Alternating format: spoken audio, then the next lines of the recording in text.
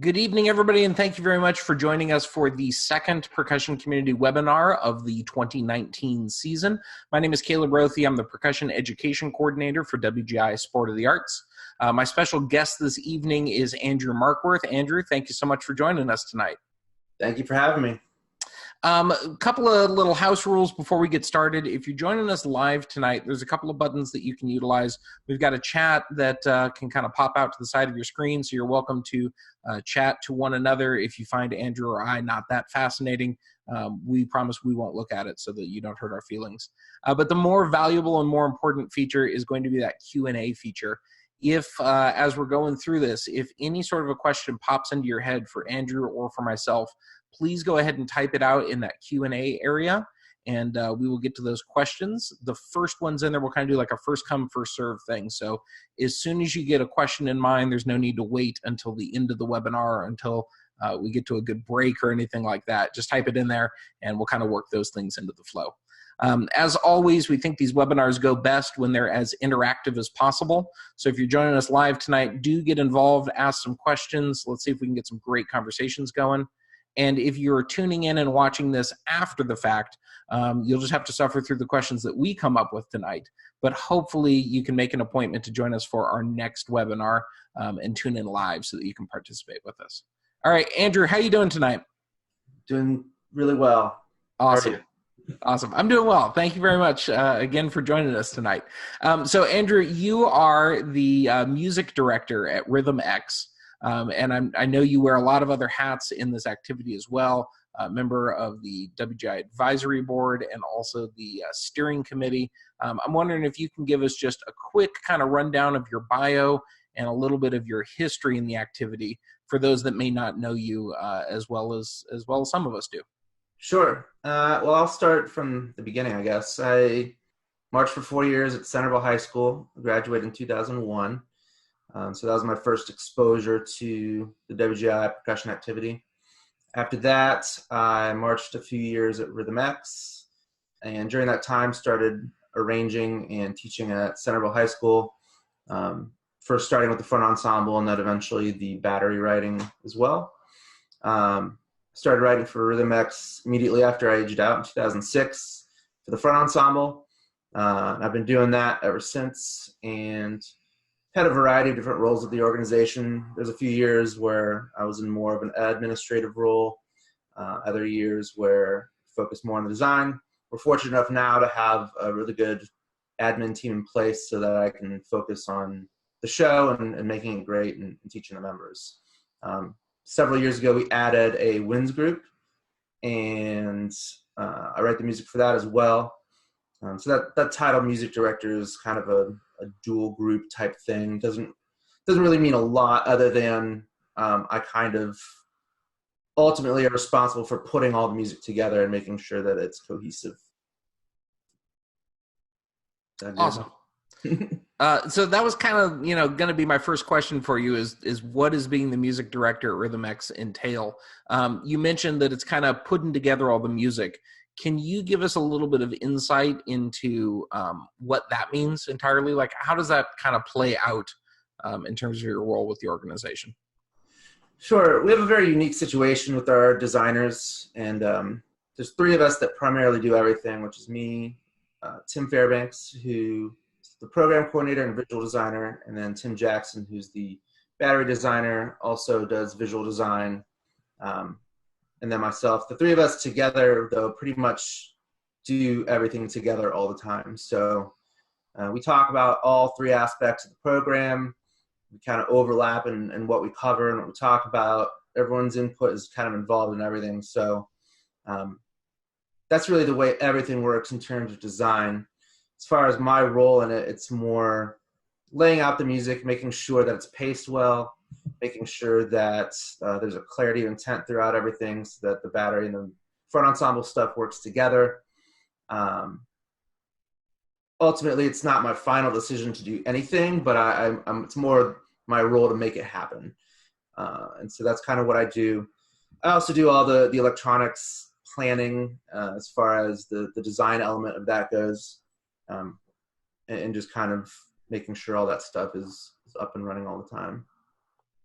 Awesome. And if you want, those that are attending, if you want to know more about this, Andrew was one of our featured presenters on our Indoor Percussion Top Secrets series. I believe modules 1, 2, and 3, which is kind of volume 1, those 3, where he really talked about, show design and music selection and storyboarding and things like that. So that goes much more in depth than we're going to go on the webinar tonight. So if you're looking to pick Andrew's brain even more and find out some of those great pieces of information, that may be a great resource for you. Andrew, I'm wondering if you can touch on this for us tonight. For Rhythm X, how do you usually go about selecting music and kind of building the overall soundscape for your program each season? What's kind of your philosophy or your general approach to that?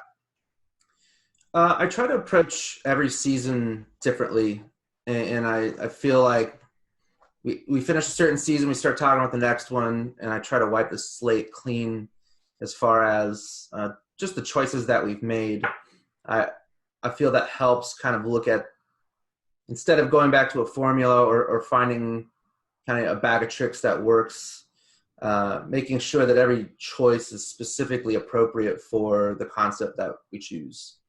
And so that sometimes means the instrumentation is a little bit different. It sometimes means the way we set up the group is a little bit different, or the individual's roles are a little bit different. But I think it's difficult not to do what you can do well and just kind of sit with those things all the time. So we try to challenge ourselves to think outside that box. Easier said than done. And ultimately, as you go through the season, you're going to find things that aren't working because there's a reason why people haven't done certain things before, and you tend to pull that back into somewhere where you're a little bit more comfortable, just to make sure that it's a successful part of your show. But I'm very show specific, and I think because of that, each show sounds a lot different than maybe some previous ones. Like, for example, last year we did a little bit more rock-based, jazz-based, more popular type music. And because of that, just the way things were orchestrated was totally different. There wasn't as much marimba. There wasn't as much huge soundscape of big rumbling subwoofers and all those things. Usually, like, the bottom of our sound last year was the electric bass player, because that's what made sense with the music that we were playing. We played different instruments, different parts of drum sets. The show is really built around the idea of the drum set being the ultimate stage for a percussionist. And so we used a lot more of those colors, and we used vibraphone a lot more. And some of those things were received really, really well, and some of them were questioned because they're not as common as what maybe some competitors might do, or what is judged as being more difficult, or whatever content means, and any of those things. But those choices were all made for that show, and to try to make sure it spoke the correct way. Yeah, I think that's so important in our activity when you pick a style or a genre, or even just pick a couple of pieces of music, staying faithful to the source material or the stylistic choices that you've made. I know it's indoor percussion, and it's drums in a jam, as people like to distill it down to.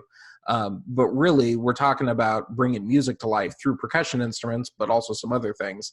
And I think kind of your note on staying faithful to the music that you've selected definitely is an important one that I think everybody should take into consideration. You mentioned how you always try to kind of wipe the slate clean every year and start fresh. And I think that's such a valuable thing to do.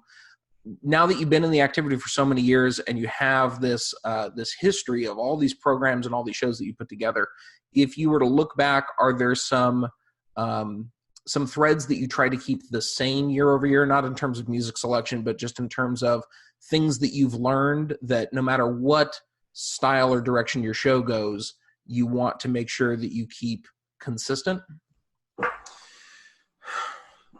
Yeah, I would say it's more on the orchestration choices, where you learn things that work and things that don't work.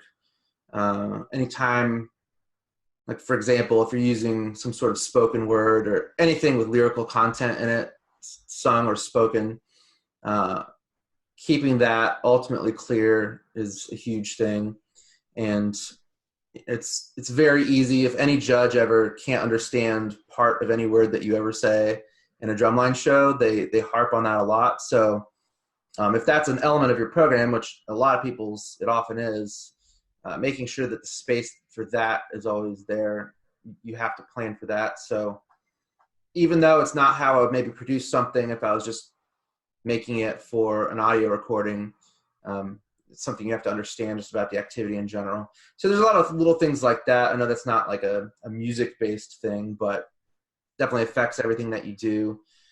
Making sure that certain voices don't mask other voices. You know, if you're writing a lot of mid-synths during a tenor break, those things are going to naturally clash. So there's a lot of things like that I, from year to year, I tend to do. You know, if there's a bass feature, I tend to accompany it with higher pitched instruments in the front. You know, snare drums tend to cut through anything, so I don't get too bogged down on what's accompanying them, but just making sure all those things are in alignment with each other and therefore coming through clearly. Yeah, regardless of stylistic choices or genre choices in any year, those are just hallmarks of good arranging and of good ensemble management, really sound management, that I think carry true no matter what you're doing. So I appreciate you sharing that. One of the things that I wanted to ask you about a little bit is the difference between independent and scholastic for you, just personally. I know you work with Rhythm X. That's how most people probably know you best. But you also write and consult for a number of other independent groups. And I know you also have a long history of working with a number of scholastic ensembles, Centerville and many others as well. Does your process in terms of like music direction and your approach to putting together music programming, does that process change between programming for scholastic and independent? I think it changes in two ways.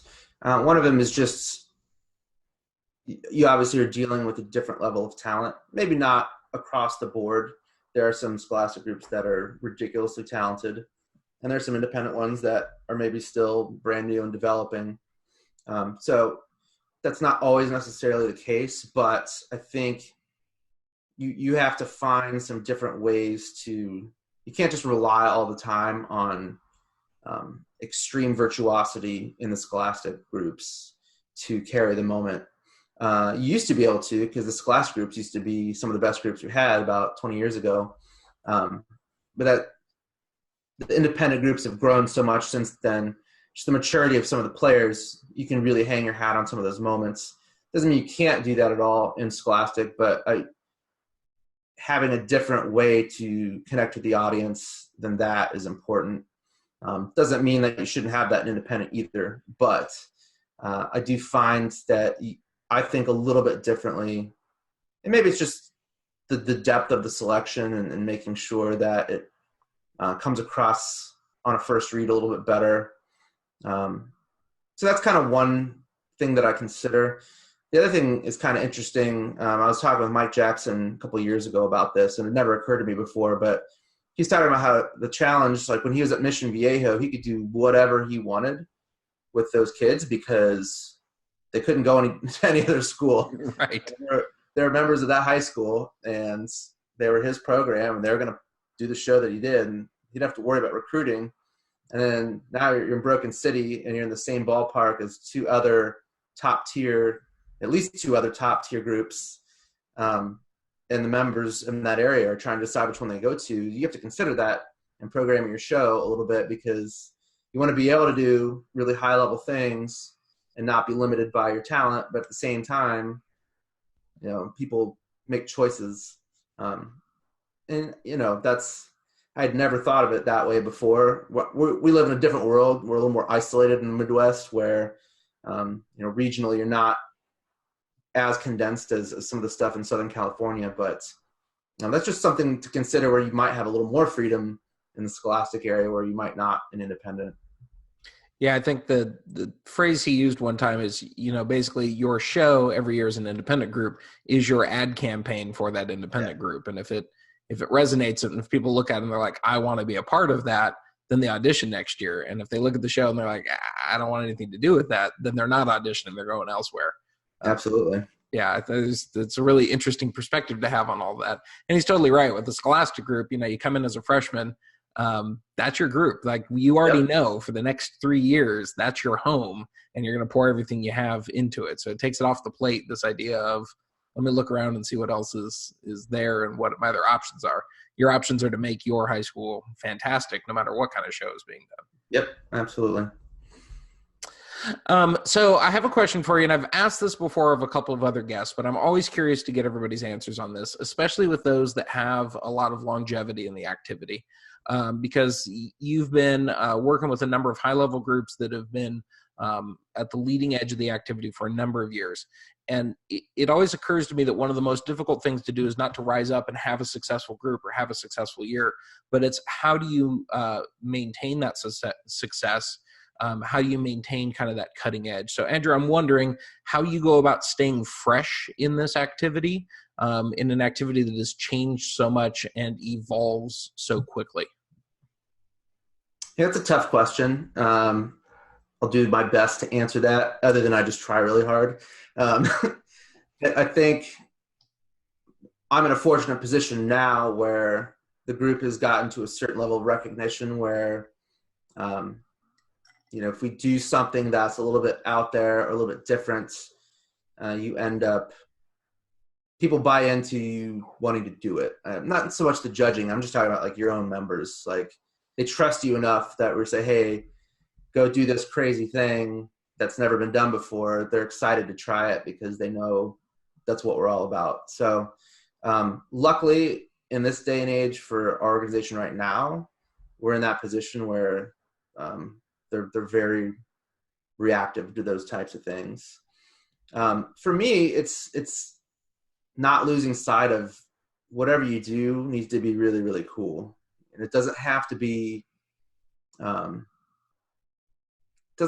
specific thing in terms of, oh, it's super entertaining, or it's super thought-provoking, or it's a sound you've never heard before, or all those things are great, but the key component is no matter what you do, I want everyone to think it's the coolest thing they've ever seen, so or heard.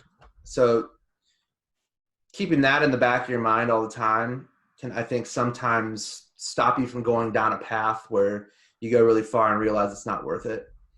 That's always the scary thing to do, is that you've put all this time and energy and money into something where, you hope it works, then it finally doesn't. And then What do you do after that? I will say one thing about Rhythm X that I think is unique, that it's also very nerve-wracking, and it's, I'll tell you, we just never really settle for what's out there. And so week to week, we're changing things constantly. We've developed a culture where the members are used to that and okay with it and respond to it really well. But if there's a way to make it better, we do. So we'll do that pretty much all the way through the end of the season. We'll hopefully be smart enough not to get them out there where they don't feel comfortable with their show. I've done it before, but we've and sometimes it was the right decision. It's like, well, we can fix. It's 2011. I think we changed 70 sets of drill Thursday of finals week. I think prelims was Friday that year. And we were like, well, we know it might be a little dirtier than we would like it, but we also know that it's going to fix a ton of problems. And I think the choice was the correct one at the time, but there was a consequence for it. You want all the right ideas and all the brilliant things to happen way ahead of time, and you just kind of go into the season and execute everything.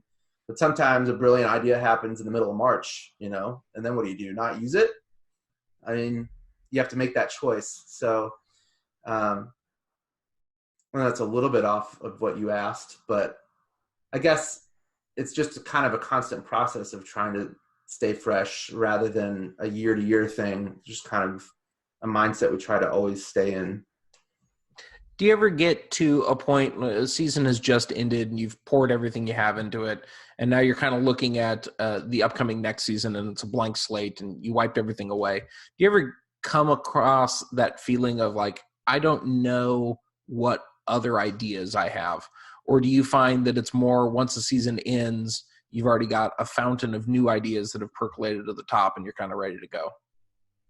I think there's always some things that occur to you throughout the season that you can't really implement in a particular show because it wouldn't make sense. but you keep it on your list of things to talk about after the season. So we never really go to a completely blank slate, but there's definitely been times where just kind of finding a concept for the show has taken a really long time.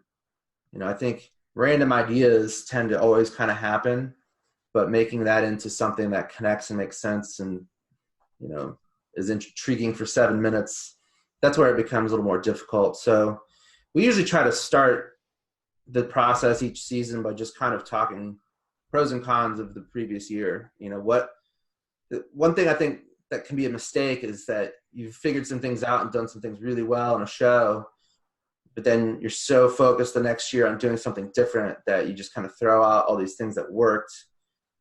Doesn't mean you have to do all those things, but I think it's important to just keep them in mind and be like, hey, this worked really well for us because of these reasons. So let's just remember that.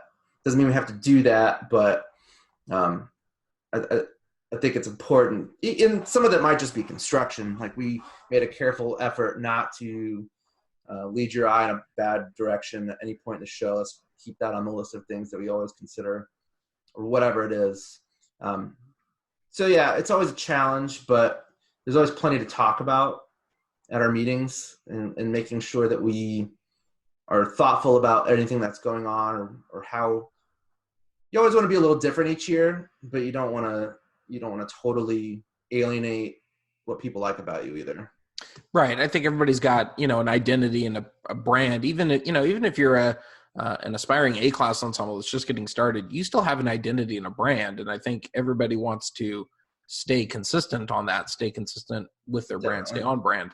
But then, like you said, there's got to be variation, and there's got to be mixing it up and a slightly different look, but still in the vein of something somebody would expect. And that's the difficult thing about when you talk about staying fresh before. Like I'm always trying to figure out, you always ask the question, why do we do the things that we always do?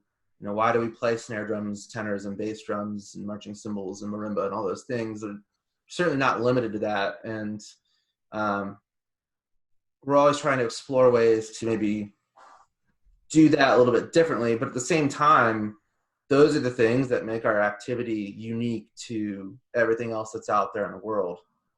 And I think that's where some shows make mistakes, where it's like gonna throw away the thing that's special about WGI. Then I think you might have gone too far.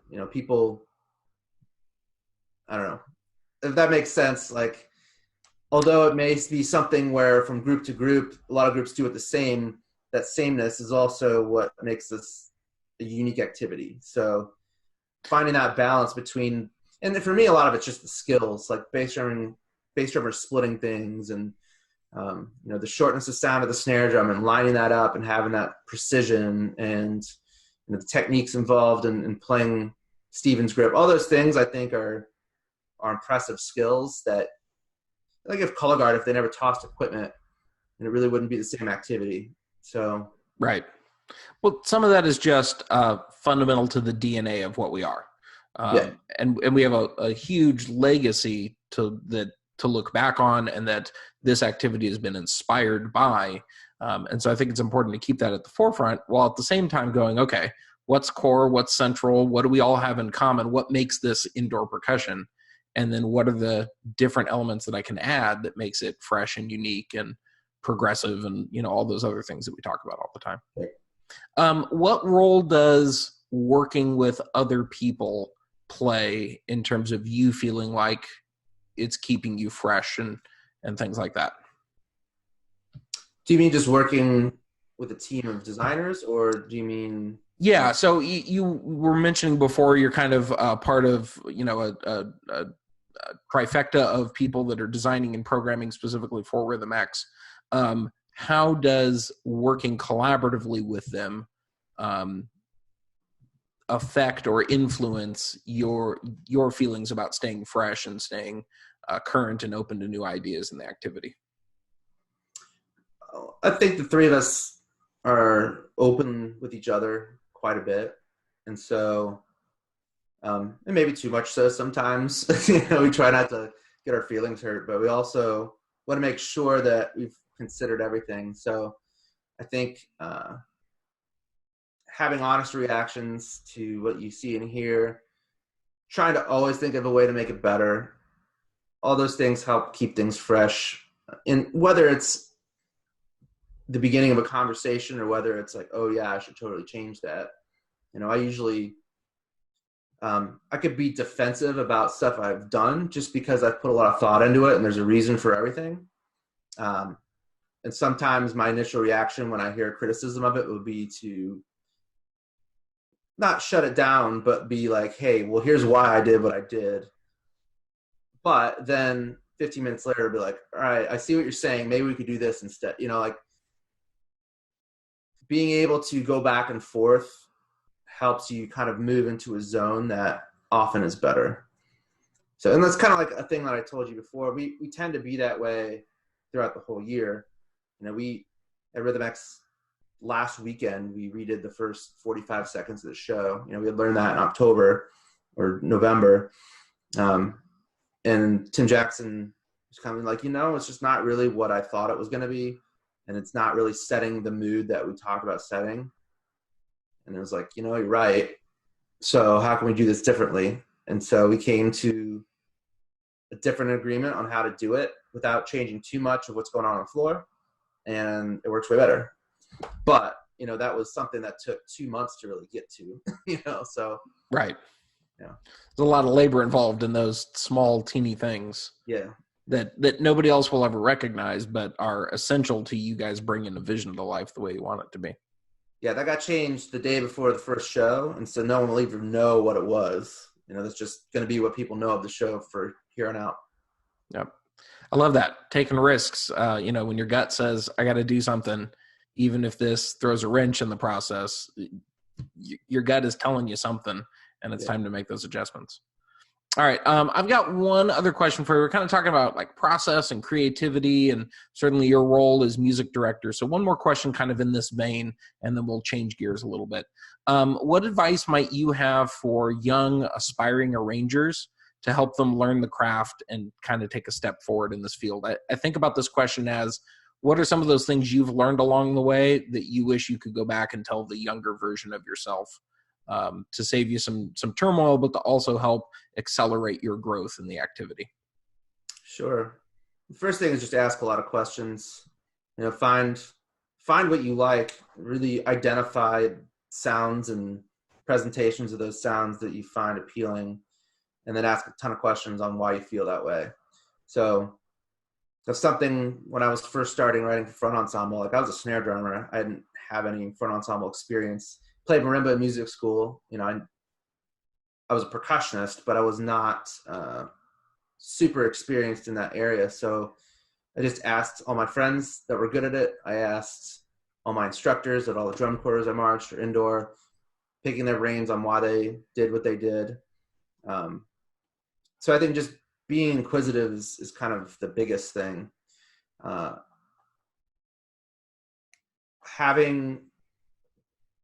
You got to know what you like. I guess that's the biggest part of that too. Like I like melody. I like cool harmony.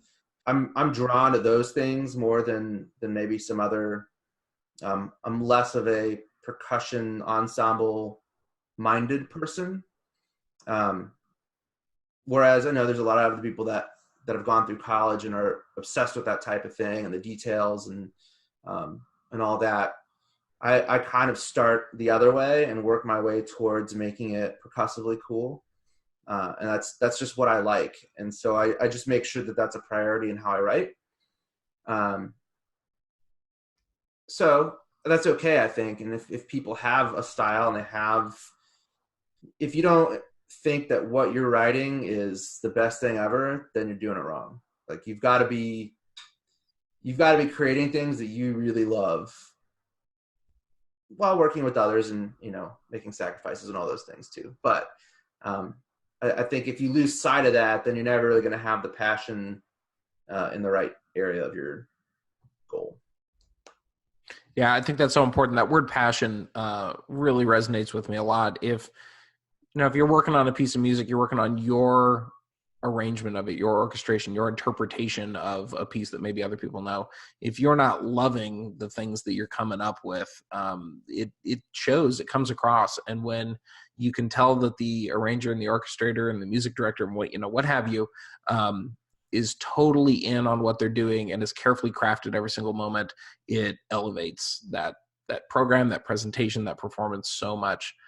Andrew, I think that's such great advice for a young arranger. Don't just crank out the next 32 bars because we've got a deadline and it's got to be done.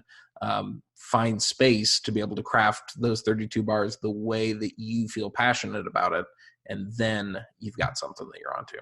Yep. We're going to kind of pause here for a second, take a break. I just want to reiterate for anybody that's on live tonight, you're welcome to type in a question at any point.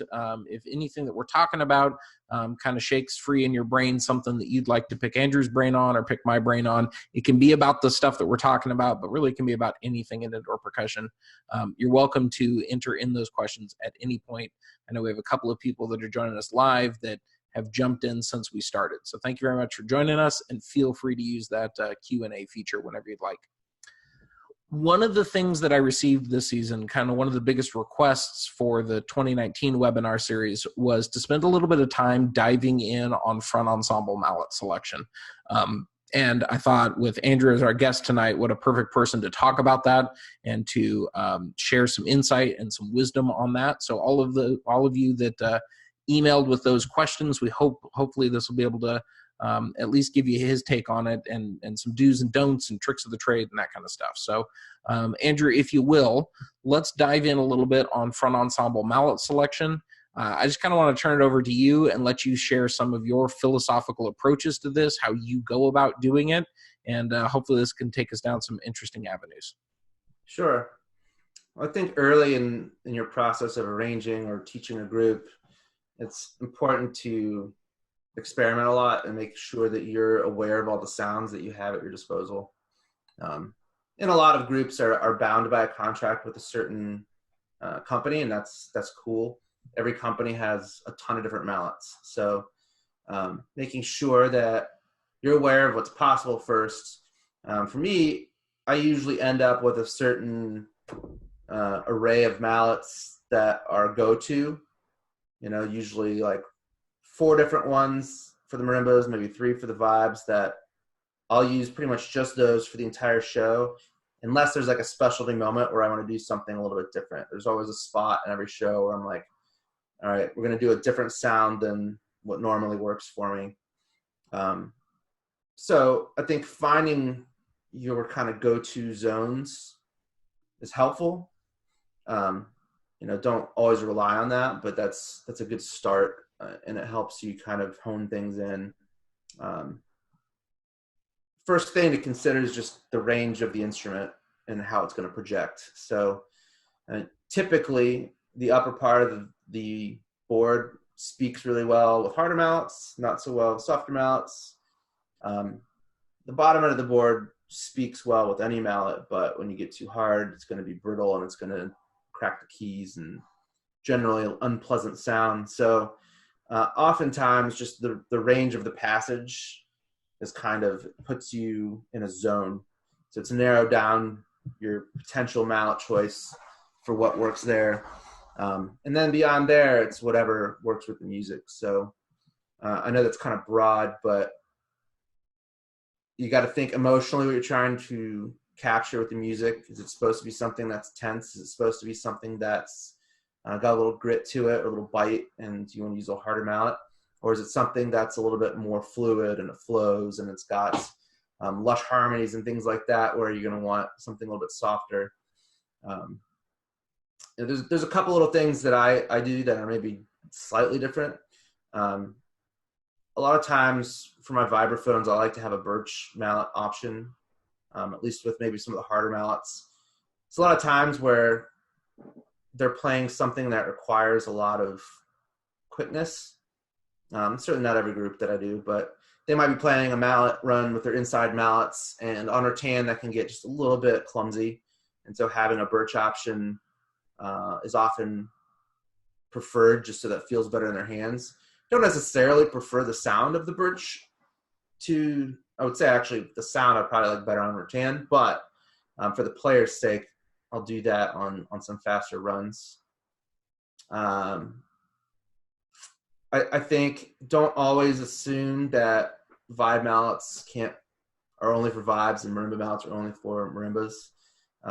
There's been a lot of times where I found a vibe mallet that sounds fantastic on a marimba, and sometimes it's a rattan mallet, like something that has a little bit of pop to it, where the attack isn't so hard on the core of the mallet, but because that extra bend that happens when you play with some velocity gives you the punch that you need, and it's just a different sound.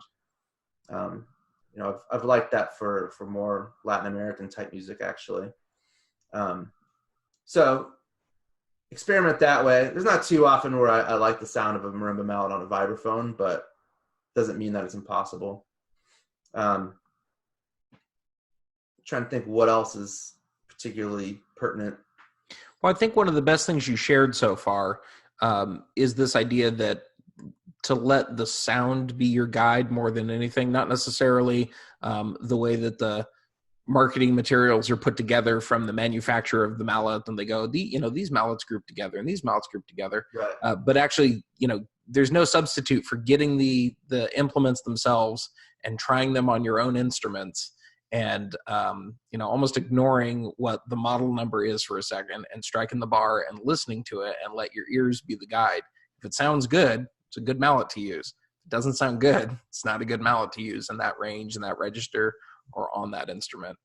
And then I think the other thing that you shared that's really powerful is, let the sound be kind of your priority here. And then secondarily, think about how it's going to feel for the performers. Is this a good feel for them? Do they, is it comfortable enough in terms of the dexterity of the vocabulary that they have in this section? If it's a really good sound, but it doesn't feel great in their hand, is there another implement that would get a very similar sound that it perhaps feels a little bit better, regardless of what instrument they're on? Both of those things are incredibly important. Sure. And again, I'd be happy to answer any questions on the mallet selection stuff. Again, like I kind of have my go-to collection of mallets, usually 3 or 4 things per player. And, I don't need to vary a lot once I have a sound that I like. Do you find that you use similar mallets for a number of groups? Here's what I'm trying to ask. You teach a couple of groups. Do you find yourself using pretty much the same mallet setup for those groups year over year over year? Or is it different where it's like, okay, group A, here is the selection that I really like for them, and group B, here are the combinations I like for them? That's a good question, and actually made me think of something else. So typically I would go the same as far, like the level of the group or the maturity of the group doesn't really play a big role in mallet selection for me. The number of people in the group, though, is something to consider, and that's something I learned Rhythm X a few years ago, where we had 4 marimbas for a long time. That's kind of what we did, and everyone did for a while. And then one year we had 6, and I realized that the mallet I liked times 6 players through the speakers was much more bright than I was comfortable with. It sounded great with 4 times, 150% was not a good sound. So I had to kind of go away a little bit from my formula there. And the same thing with ballad type parts too. I found myself using lighter mallets with more people than I normally would. I typically like something that's not super hard, but has a little weight to it so that it produces a lot of overtones and gives a rich sound. But I found that when you had that many people, it was beneficial to go a little lighter. So yeah, when you've got strength in numbers working to your advantage, you don't need quite the mass that you would with a smaller number of players on it. I think that's great. Kind of in that vein, if you could just think about kind of a default setup, this is kind of like an orchestration but also mallet selection question because the two go hand in hand. Let's say you've got an ensemble that has 4 marimbas and they're playing a unison passage. Do you find yourself usually orchestrating that stuff all in the same register, or do you split octaves? And depending on your answer for the first part, do you find yourself now using the same mallets across the board, or do you mix and match a little bit? I often will split things in octaves depending on what it is. I mean, if it's something that is competing with the battery, I want a little bit more punch and a little bit more power, then it's usually in octaves. If it's something that's a little bit more isolated and exposed, then I may do something a little bit differently. So that one, I would still say that I would pick the mallet based on the range of the instrument. So the lower octave, like if I had 4 marimbas, the inside 2 are playing in a high octave and the outside 2 are playing an octave below that, the inside 2 would have the same mallet, the outside 2 would have probably one softer than that. That's kind of a go-to for me a lot. If it's exposed though, sometimes I'll go a little bit more in harmony. For the example, like the first marimba moment in Rhythm X's show this year, we have 5 marimbas, and it's kind of this cascading on one note with different pitches. So all 5 of the marimbas have their own part, and it kind of bops around a lot, and you hear the accents pop out. Then it ends in a big run. So I ended up going a little bit harder on the mallet because I wanted the bite of those accents to be like a forte piano. And because it's one person basically on their own part, it needed to cut through a little bit stronger. Now getting the run to balance at the end where they're a little bit more in octaves and not making it too brittle has been a challenge. But I made the choice because it was more in harmony than before. So that's another thing that I learned kind of early on, is that anytime you harmonize a run, it sounds really, really cool. It's a little more challenging sometimes for the players because their hands are moving in different ways and you're trying to use your ears. Your ears aren't able to find the sound as easily from player to player. It sounds really, really cool. If there's anything else going on, odds are it's going to be pretty subdued in the mix. You know, you can crank it up in the mixer, but it's not really the best quality way to do it. So, I tend to sometimes be a little bit more conservative on the harmony when the battery's playing, and when they're not, or they're playing something a little bit lighter, then I'll open it up a little bit more. Do you usually go with the approach where if 2 people are playing, let's say you've got it harmonized, but these 2 people have the same partial and then these people are going to have this other partial, those that are playing the same thing are on the same mallets, or do you ever mix and match within that? Like the upper partial on the harmony, would those 2 people always be playing with the exact same mallets, or would you mix and match on some of those? Do you ever have an occasion to do that? They would probably be on the same mallets unless there's a specific reason, like a lot of times backup vocal harmonies will be in the mix a little bit less than the lead vocal because the lead vocal is the melody. And if it's something like that, then I might choose mallets to represent that, where it's like, yes, this is the melody. The harmony is a 1/6 above it, but we don't want that to take the lead voice, so I might bump it down. Rarely do I do that. I usually, just for the sake of clarity, keep the main voice on top in this activity. But especially in a ballad setting, you might find yourself wanting to do something like that. Another question for you, kind of same realm. In terms of the electronics and mallet selection, do you find yourself at first doing mallet selection and trying to dial all that in without any amplification, and then you add the amplification afterwards? Or do you amplify first and then listen to, and then make your mallet selection determinations based on what you're hearing come through the speakers? I try to think ahead and know that the speakers are going to be part of the mix, and that's going to be something to consider. A lot of times when, like, my tech staff will be teaching, they'll choose mallets for them to learn the parts on and all that stuff if I'm not there or if I'm not in the room. A lot of times I always have to be like, hey, just don't forget this is going to be going to the speakers.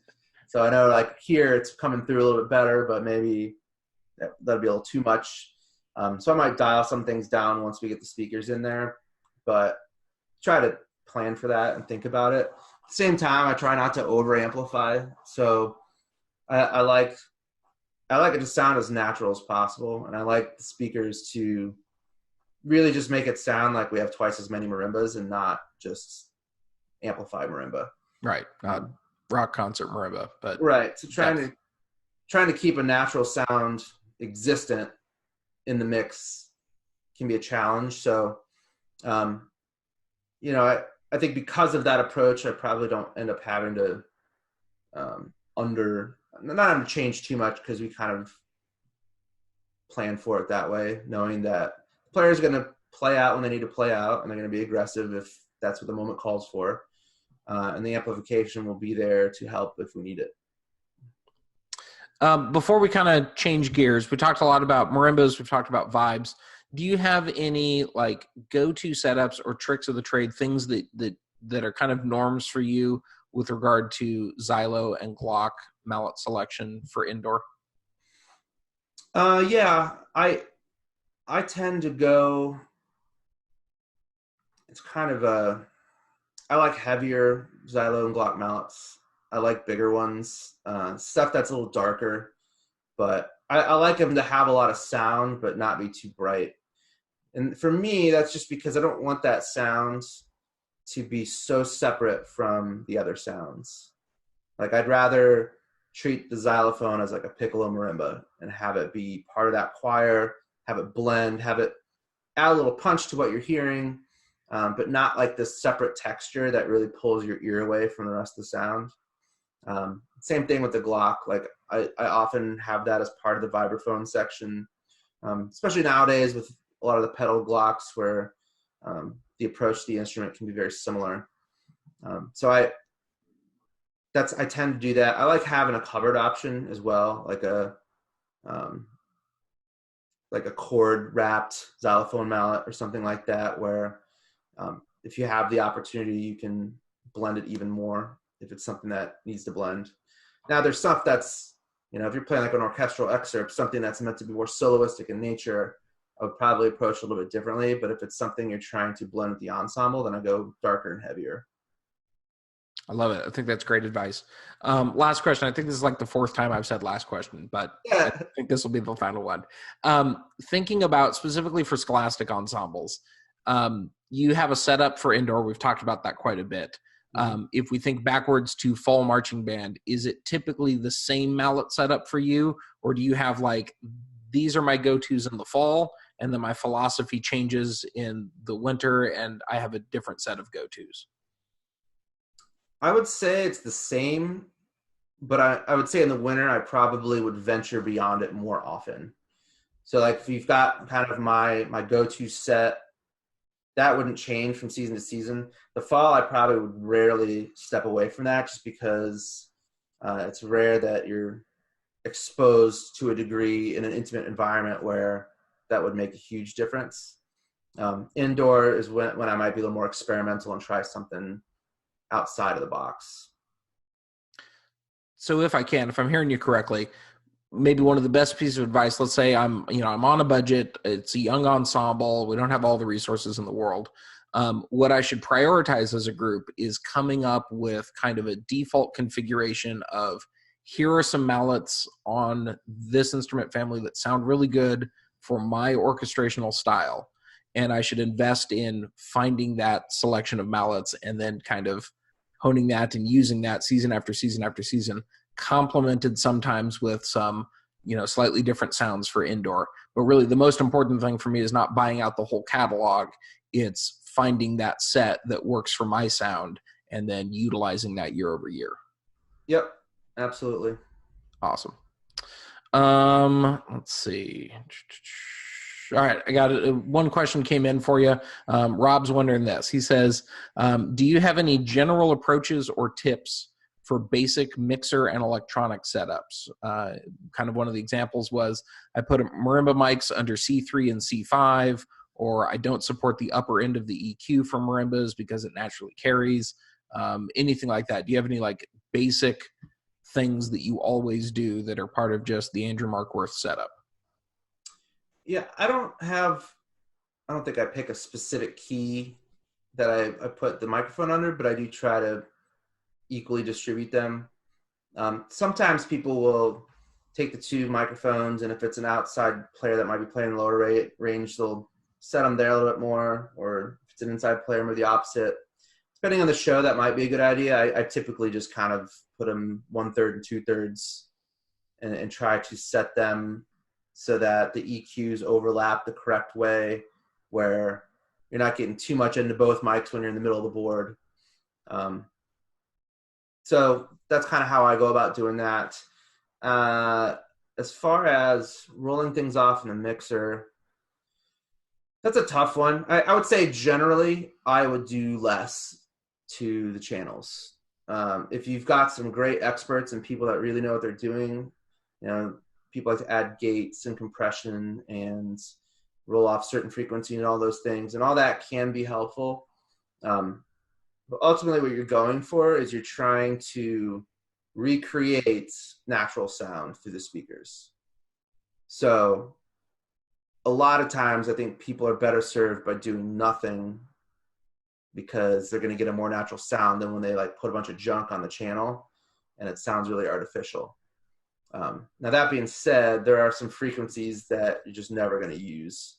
Like a lot of people get rid of like 100 hertz and down just to get rid of frame noise and things like that. That's usually fine. The high end, sometimes people try to roll that off to get rid of cymbal sounds. Once you start doing that too much, though, that's where you start to get into where it starts to sound a little more artificial. Even though like the frequency of the keys themselves, like the hertz of A440, 880, etc., as you go up the board, and whatever the range of that instrument happens to be, it doesn't mean that there aren't overtones and like characteristic parts of the sound that exist beyond that are important to making it sound natural. So I would say less is more, and if you want to mess around with it, do it incrementally and just be aware of the sound as you do it. If you feel like it sounds better, keep it. If you feel like it sounds worse, ditch it. That's great advice. I couldn't say it any better myself. Thank you. So let's move away from mallet selection just a little bit, but let's stay in the realm of sound. And specifically, I want to talk about one of the terms on the sheet. It's specifically on the music sheet within the performance subcaption. The top term there is sound production. And I think this one is kind of unique to our activity. It's been around for a number of years now on this sheet, but it's certainly, there's no mistake that it's at the top of the performance side of the music sheet. So I wanted to dive into this a little bit and kind of start with the world's like most generic and lame answer to you. Question for you. We'll do a little bit of word association. When I say sound production, what jumps to mind immediately for you? Kind of what does that term mean to you as a participant in the activity? For me, it's about, are you getting a great vibration out of the sound of your instrument? Because I think that's really all instruments, wind instruments, string instruments, percussion, like the concept of how you produce good sound is always the same, which is you try to remove as much tension as you can and you allow the instrument to vibrate as much as you can. So like for drumsticks, not squeezing the sticks too hard,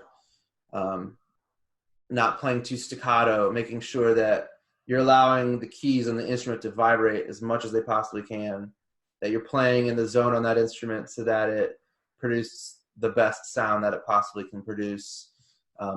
All of those things I think have to do with that area on the sheets. Obviously it can go deeper than that. It's on the sheet first because it can be brought into a lot of different areas where, like, if the group's not playing together, obviously the sound production of the ensemble is not great. So that goes into it too. But for me, it mostly just goes to the tone of the instruments themselves and how the members produce that in a mature way.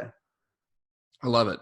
So I think there's, if I'm hearing you correctly, there are two attributes to this. There's sound production in terms of your role as the educator. You're talking to students about generating as much motion as possible, trying to get the vibrations and reverberations to happen, and the technique behind it, staying relaxed, not choking things off too much.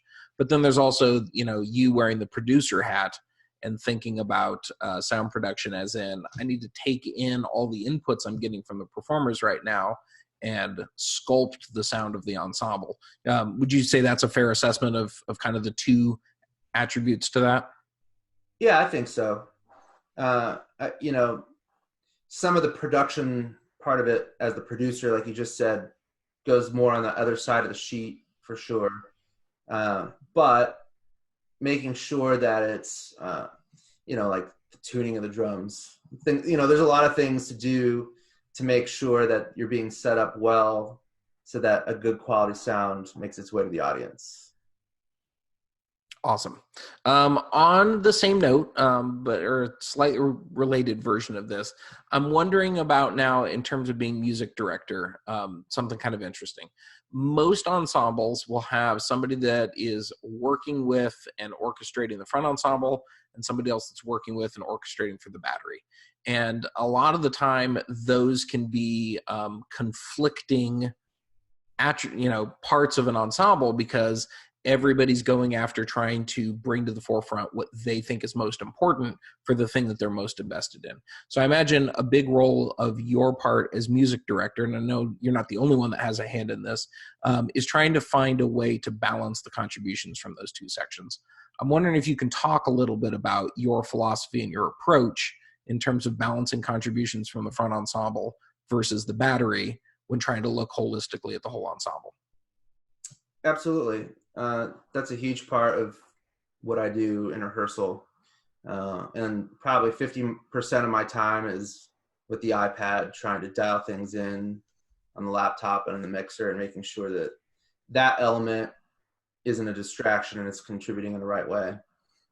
But there's a lot of layers to that. The first one is priority of voices, making sure that whoever's involved, you know, and sometimes I'm the only music designer. I do the battery and the front ensemble. Sometimes I'm not, and I'm working with someone else.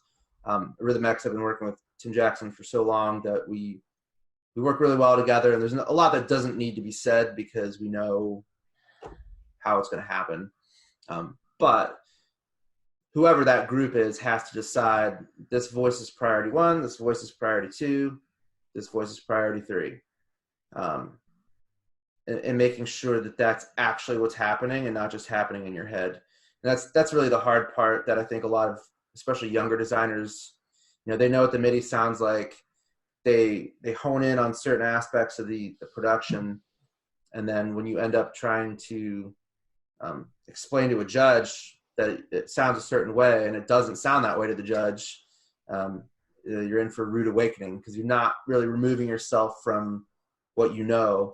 That's why it's good to bring other people in that listen to it that aren't judges from time to time, just to kind of put some fresh ears on it. But so prioritizing those things is important, making sure that they balance in the same way.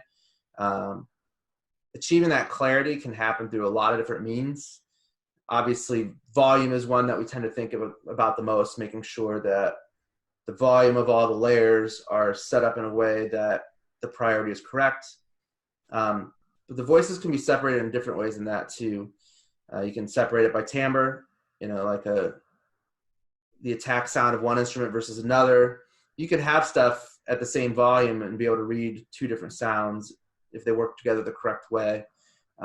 Register is the other big one too. It's making sure that there's not too much cancellation of frequencies so that things get a bit muddy. That's probably the one that people fail at the most, specifically with the tenor voice and the battery. Like that one's just the one that tends to get swallowed up in the mix the most, especially in smaller gems. So dealing with that and making sure that you really stay out of the way of that is important, but it's important to know that when you plan as well. So having like a huge pit moment with two tenor drummers accompanying that almost never is going to work. And unfortunately, that may be like a sound that you envision in your head as being really cool, and it very well may be, but it's not. It's just not going to be what you think it's going to be. So, yeah, that's a big part of that. I think then also understanding the pacing of how things work together too. And part of what I do as I'm writing the front ensemble stuff at Rhythm X, for example, like I often suggest, like I'm writing this phrase right here, and I hear it with the bass drums. Like those decisions are sort of made. And a lot of times we'll make those decisions at a meeting ahead of time that, we want to feature this during this part of the show, and then I'll write in a way that makes that work. But there's other times too where it's like, hey, we need to lay out of this space here so that this part comes through. I try to dictate as much of that as a potential clarity issue ahead of time, so that we're just not always just yanking parts out at rehearsal. So that's always demoralizing for everybody. So sometimes you got to do it. It's better to demoralize your group than it is to sound bad. But if you can try to plan for that stuff ahead of time, that's good.